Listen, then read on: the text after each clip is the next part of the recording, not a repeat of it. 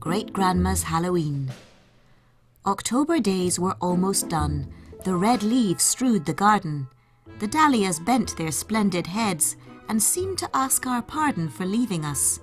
The cricket sang a plaintive little ballad among the grasses, while above the blackbird, saucy Dallard, chattered and crooned from out an ash aflame with scarlet berries, while idly drifted in the wind the thistle's fairy wherries.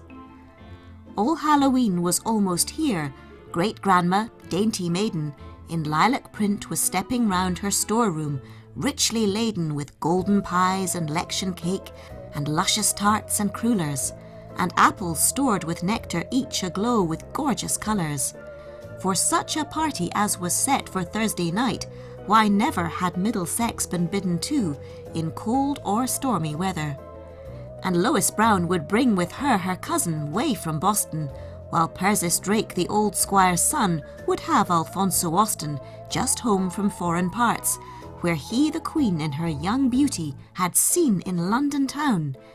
Each maid felt it her bounden duty to don her finest gown, and strive with purpose sweet and hearty to show the strangers how to hold a Hallow-even party.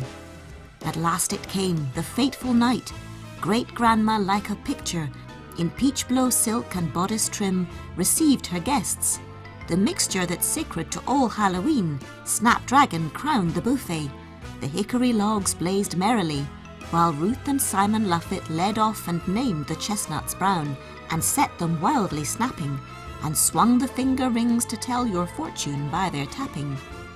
Oh, who will try the lonely walk around the garden, holding a looking-glass as backward she steps slowly? None? Then, folding a kerchief round her dainty neck, Great-Grandma bravely started adown the path, while silently the girls all stood, faint-hearted. What's that?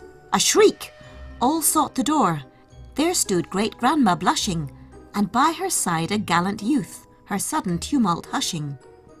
"Good friends," he said, "my ship rides yon, at anchor in the harbour, and with dispatches as I rode, I halted at the arbour to hear your merriment, when sped a maiden down the border, and—" Here the gallant stranger smiled.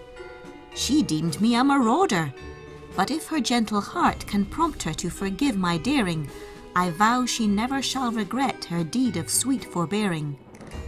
Great-Grandma smiled and held her hand out toward the handsome stranger, and over it he bowed. Alas, her lovers each saw danger to all their schemes in that caress.